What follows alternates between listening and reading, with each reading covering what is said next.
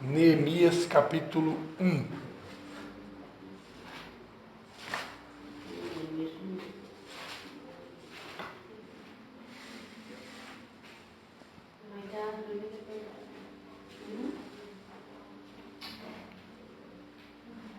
Show aí, Neemias.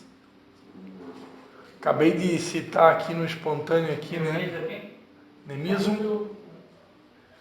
Citei no espontâneo outro texto de Neemias conhecido, né? Que a alegria do Senhor é a nossa força. Né? Mas eu quero falar um pouco diferente.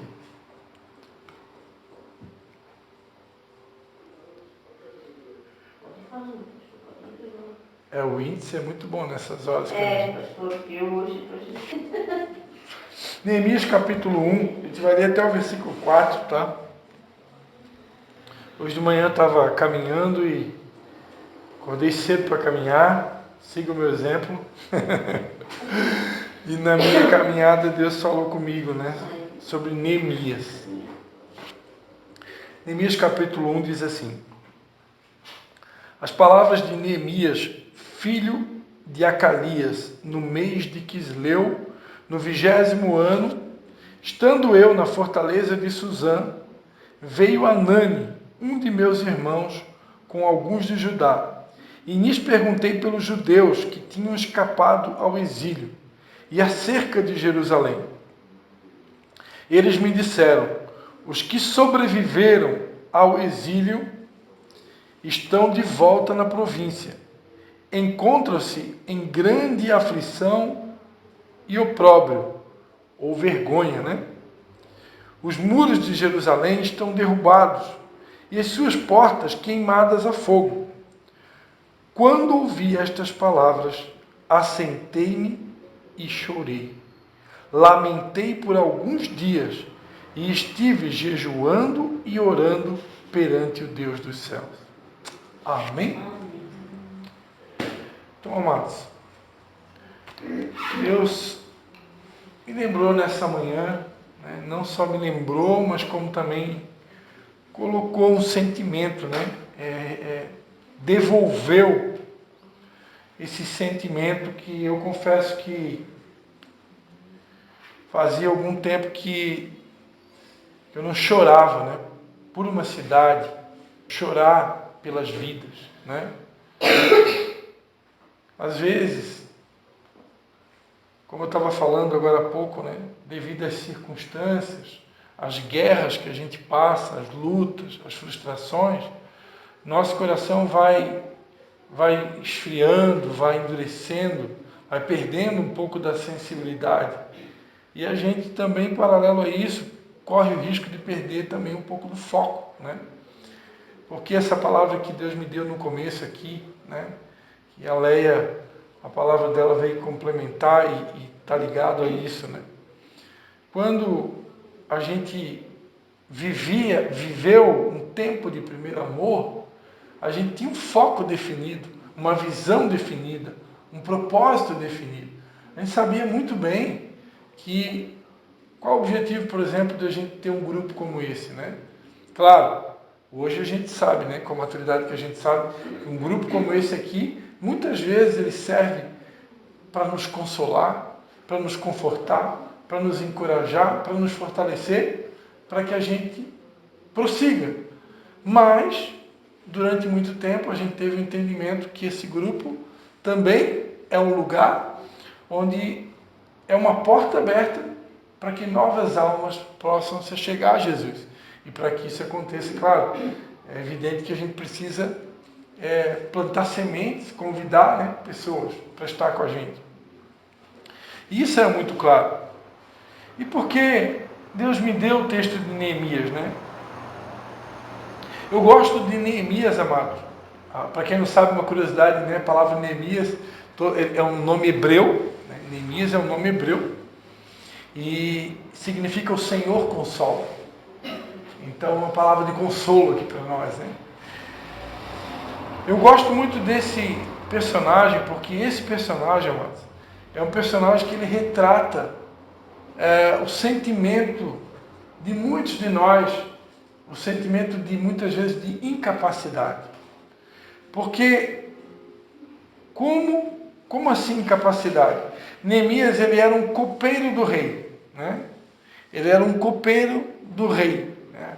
Aqui vai falar no 20º ano, estando eu na fortaleza de Suzã, né? Esse 20º ano aqui era aproximadamente 446 anos antes de Cristo, tá? 446. Era exatamente no reinado do rei persa Artaxerxes, que era filho de Assuero. Lembra de Assuero? Também conhecido como Xerxes I, né? Que era o rei que governava no período da Rainha Esther, né? Rainha Esther se casou ali aproximadamente entre 464 e 423 antes de Cristo. Foi o período quando Esther se casou com esse rei Assuero, também conhecido como Xerxes I. E Artaxerxes, que a gente lê aqui, era o filho de Assuero. E foi durante esse reinado de Artaxerxes que Neemias era copeiro dele, né? Copeiro do filho do rei que foi esposa de Esther, né? Curiosidades bíblicas, né? E qual que era a função de Neemias nesse reinado?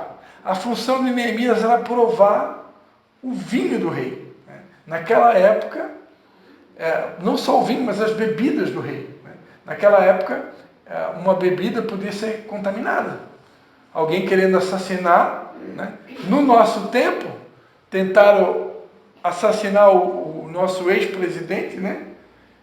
Tentaram assassinar ele e foi salvo por um milagre, né? Porque conseguiram perfurar ali, acho que foi o intestino, não me lembro bem agora, mas ele sobreviveu por um milagre, porque segundo dizem os entendidos, até onde eu estudei, a faca ela estava enferrujada e isso podia ter contaminado tudo ali e ter dado uma hemorragia interna e ele ter vindo a óbito. Então, o ex-presidente só sobreviveu mesmo por um milagre, né? Porque Deus com certeza tinha um propósito na vida dele. Então, quantos presidentes aqui no Brasil foi José Sarney? Não, José Sarney, aquele que caiu na água, que desapareceu, do PMDB, Ulisses Guimarães? Ulisses Guimarães, né? Subiu no mar, né? Tinha um que era candidato e já deram jeito de matar antes o avião dele caiu. Como é que é o nome do outro lá? Que ia ser no lugar do Bolsonaro. De eliminar o antes. Então, não só no Brasil, mas em vários países, né, é comum na história, né, alguém tentar tirar a vida de um presidente ou de um rei, né? Então, para que houvesse uma prevenção e o rei pudesse escapar da possibilidade de comer uma comida envenenada ou beber uma bebida envenenada, existia esses profissionais que só provavam o alimento, né, ou a bebida. No caso aqui de Neemias, ele era um copeiro. Então, o copeiro, qual que é a função dele? Provar as bebidas, para ver se não tinha nada envenenado. Ou seja, o cara estava dando a vida, estava colocando a vida à beira da morte, né? Que é mais ou menos o que nós deveríamos fazer hoje por amor a Cristo, né? Colocar a nossa vida como sacrifício vivo. Mas, é claro, nenhum de nós aqui está sujeito hoje a uma cruz, né? Ou morrer crucificado. Pedro, Estevão. Pelo menos aqui no Brasil, ninguém vai correr o risco de que Estevão, né, morreu apedrejado, Pedro foi crucificado de cabeça para baixo, Tiago morreu ao fio da espada, né? Isaías... João Batista cortar a cabeça. Isaías, segundo a tradição, não está escrito na Bíblia, mas segundo a história e os estudiosos, dizem que ele foi cerrado ao meio. Imagina o profeta Isaías. Mas a igreja católica fala. Né? É a história que fala. A igreja católica fala que... E para quem já leu o livro do profeta Jeremias, né? Jeremias não morreu disso, né? Mas quem já leu o livro do profeta Jeremias sabe que amarraram ele numa corda, num cavalo e arrastaram ele pela cidade, né? Então imagina o que as pessoas sofriam, né? E Neemias, ele era o copeiro do rei, ele tinha essa função, né? E era o risco dele, né? Extremamente arriscado. E enquanto ele está ali exercendo a função dele, a palavra de Deus diz que Anani, um dos meus irmãos, né? Então aqui nós cremos que era irmão biológico, né? Porque não era irmão da fé, né? Era um irmão biológico, né? No capítulo 7, versículo 2, ele vai citar novamente, né?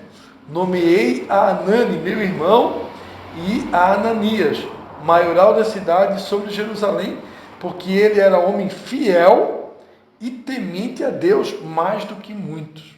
Né? Olha aqui, a gente começou falando sobre fidelidade, né? Deus aqui repetindo de novo, né? E Anani, ele disse que é meu irmão, né?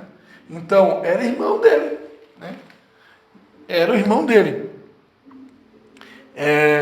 Esse homem, Anani, ele tinha ido para Jerusalém no retorno, no segundo retorno, sob a liderança de Esdras, né? Foi ele que trouxe o relatório para Neemias das condições de Jerusalém, que foram provocadas por uma forte oposição que teve no período de Esdras. Isso está relatado em Esdras capítulo 4, do 23 ao 24. Não precisa abrir, eu vou ler aqui rapidinho, né? Logo que a cópia da carta do rei Artaxerxes foi lida perante Reum e Sinsai, o escrivão e seus companheiros foram apressadamente a Jerusalém, aos judeus, e os impediram à força e com violência. Então cessou a obra da casa de Deus. Olha só, como é que a obra da casa de Deus naquela época cessou? Que estava em Jerusalém, até o segundo ano do reinado de Dario, rei da Pérsia. Então, olha como a oposição à expansão do reino, à obra da casa de Deus. Aqui em Neemias a gente vai ver a construção do muro depois, né? Mas em Esdras, eles estavam construindo a casa de Deus. E aqui diz que houve uma forte oposição e com força e violência impediram a construção da casa de Deus. E eu fui pesquisar, sabe quantos anos a obra da casa de Deus ficou parada? Alguém chuta? 16 anos. No período de 536 a 520 anos de Cristo. Durante 16 anos, a obra ficou parada. Imagina o que é isso? Por quê? Porque houve uma forte oposição com força e violência. Nós que servimos a Deus, talvez a pastora Vera não saiba, a Leia não me lembro se eu já comentei, o tema da festa de tabernáculos esse ano é pelo meu espírito, inspirado no texto de Zacarias, que diz não por força e nem por violência, mas pelo meu espírito. Então, nós que servimos a Deus, a obra de Deus, ela tem que ser feita pelo espírito, e não pode ser nem por força e nem por violência. Eu não posso obrigar a Leia a amarrar uma corda na perna do Mateus, né? E puxar ele, vamos ou não vamos fazer a obra? Eu não posso fazer isso. Por quê? Não posso forçar uma pessoa. Por quê? Porque a obra de Deus ela não é por feita, nem por força e nem por violência. Mas o inimigo ele usa de força e de violência. Nós não podemos, mas o inimigo veio para roubar, matar e destruir, né? Então aqui a gente aprende em Esdras, né? 4, 23 e 24, que ele usou de força e de violência. E eles conseguiram parar a obra por 16 anos. E esse Anani, que era irmão de Neemias, que presenciou tudo isso, ele conseguiu, num determinado momento, vir até Neemias. Certamente que ele estava profundamente preocupado, né? Com toda aquela situação, a obra parada.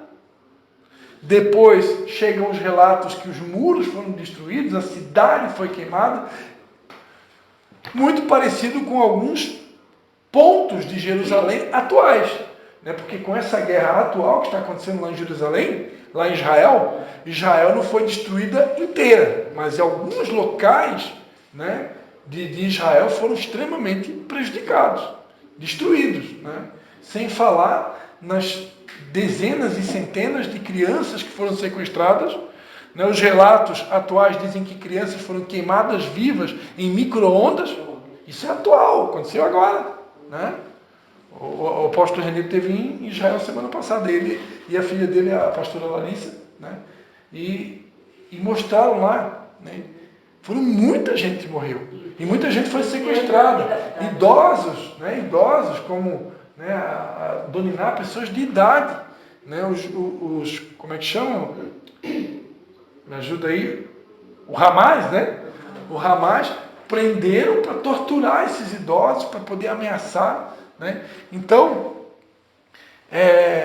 Israel, enfim, né, é um povo que há muitos e muitos anos sofre, né, com esse tipo de situação. Né?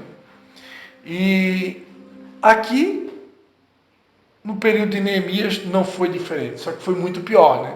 Porque destruíram a casa de Deus, destruíram a cidade e destruíram os muros da cidade. A cidade estava em plena ruína. E Anani, então, ele consegue vir até Neemias para trazer o relatório, né, de tudo que estava acontecendo. E quando ele traz o relatório é o seguinte, né? Os que sobreviveram, está no versículo 3, né? Os que sobreviveram ao exílio estão de volta na província, encontram-se em grande aflição e vergonha. Né? O próprio, para quem não sabe, o próprio é vergonha. Né? Só que sofrimento e humilhação, né? É uma vergonha, né? Sofrimento, humilhação. E os muros de Jerusalém estão derrubados e as suas portas queimadas a fogo. E aqui o principal, né? Quando Neemias escuta o relatório, ele não ficou indiferente, ele não ficou insensível, ele não ficou que nem como a Patrícia diz, né? Os gaúchos que usam muito essa expressão, né? Um 2 de paus. Lá em Campo Bom eles usam essa expressão também, a pastora Vera. Não ficou como um 2 de paus, né? Indiferente. Estou perguntando se lá em Campo Bom eles usam essa expressão 2 de paus. Que a Patrícia, quando a pessoa está meio fria, ela diz que é o 2 de paus. Não sei onde é que ela tirou isso. É coisa de gaúcho, né? Mas Neemias, ele não ficou indiferente, né? Quando ele recebe a notícia, que diz, ó, quando ouvi estas palavras, foi imediatamente, assentei e chorei. Lamentei por alguns dias, estive jejuando, orando, né, ou se humilhando, né, perante o Deus dos céus. Então, amados, essa é a palavra. Aí ele vai orar, né? Aí isso, só a oração dele dá uma pregação de 1 hora. Mas eu não quero falar sobre isso. Eu só quero falar sobre uma coisa, porque eu vou obedecer a minha esposa, eu quero ser rápido. A Leia já pregou, já teve palavra de abertura, né? Que Deus colocou no meu coração, né?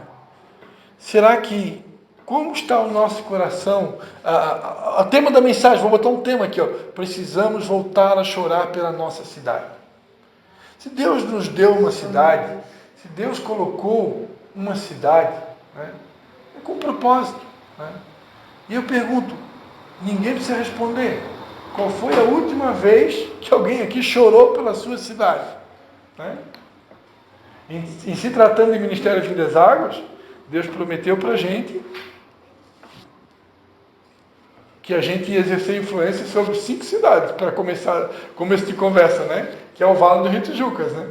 Major, Canelinha, São João, Nova Trento, Tijucas. Será que alguém aqui já chorou por essas cidades? Vão ficar cada um com a sua cidade aqui. O Mateus fica com São João, eu fico com São João, a pastora Vera com Nova Trento, a Leia fica com Nova Trento. Qual foi a última vez que eu chorei pela minha cidade? Né? Claro, amados, a nossa cidade não está como Jerusalém.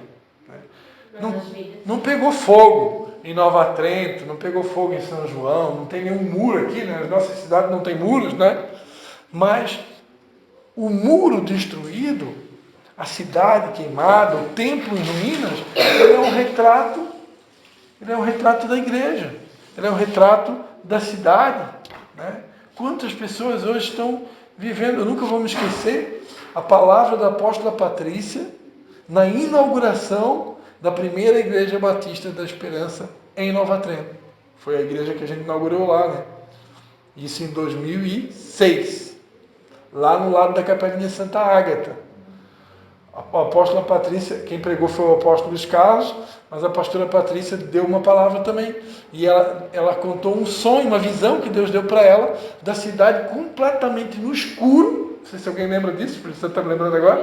A cidade completamente no escuro, e nós éramos como lamparinas acesas no meio da escuridão, né?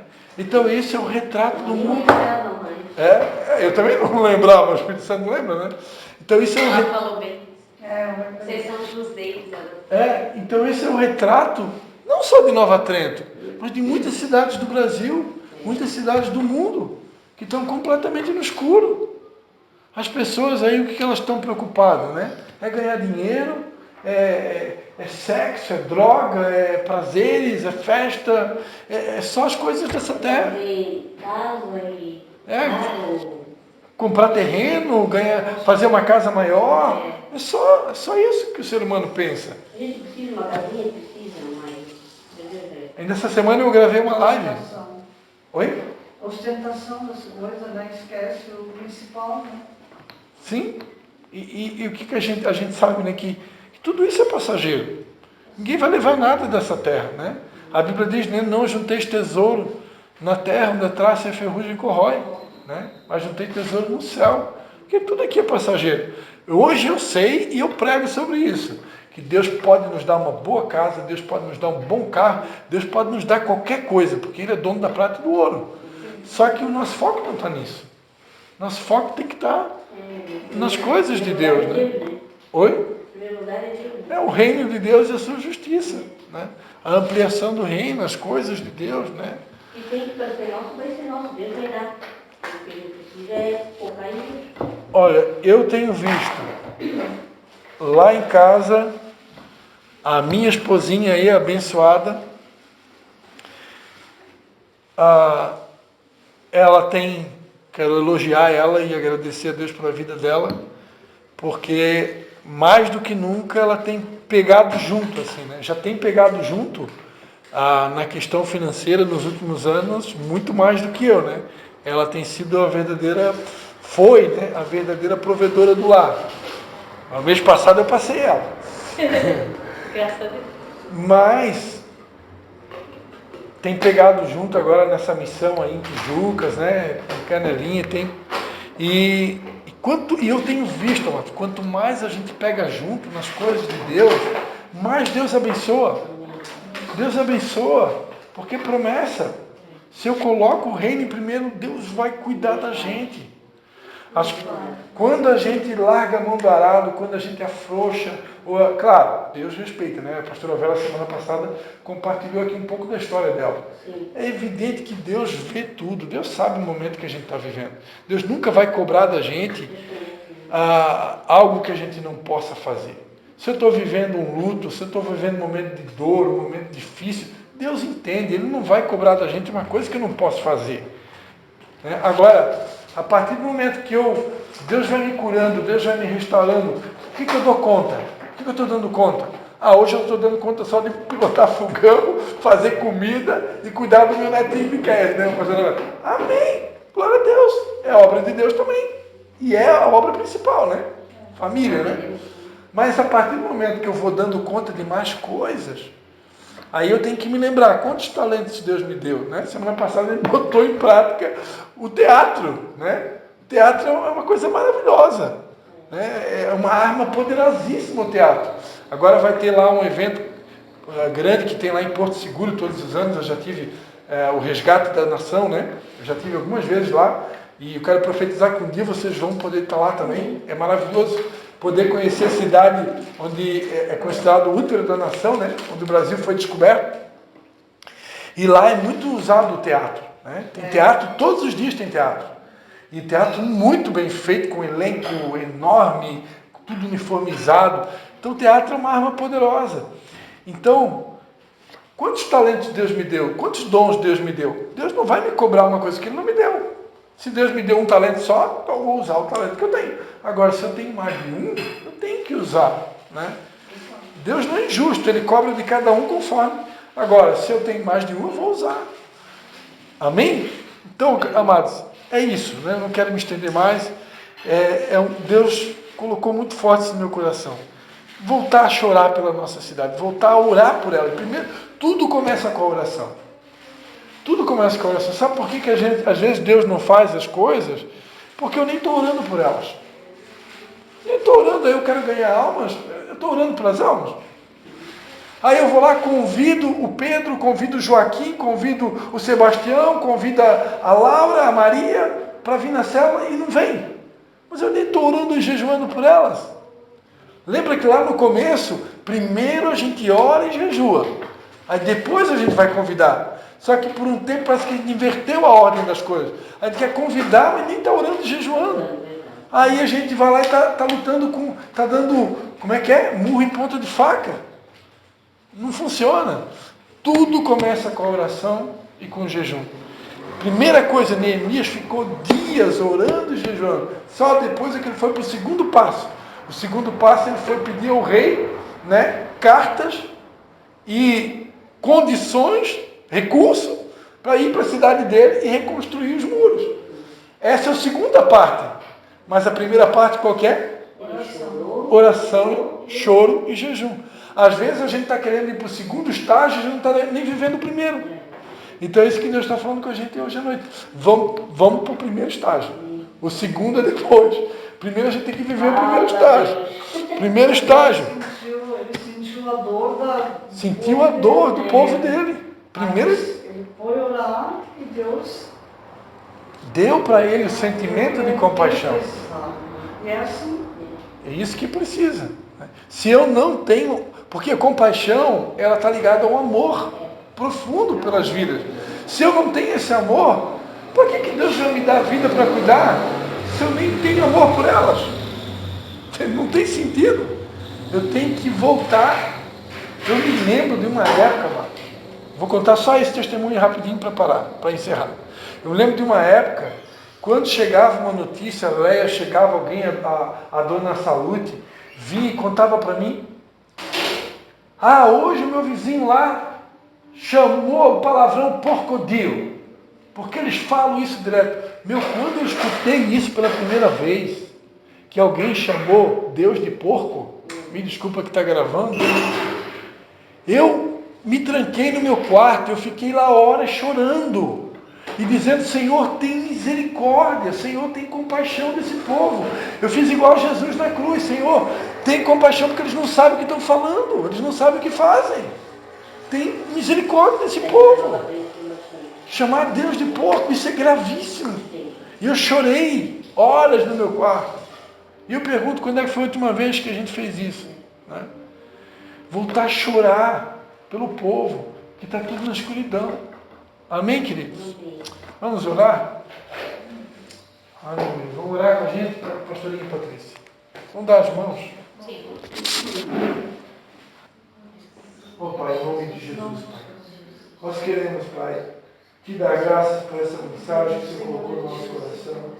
E te pedir que verdadeiramente nesse tempo, Pai, o Senhor venha estar quebrantando o coração da tua noiva, Senhor. Oh Deus, quebrantando o coração da tua noiva, Senhor. Oh Pai, para que a tua noiva, Senhor, volte, Pai, a te honrar, Senhor, com gestos, com atos de justiça, Pai.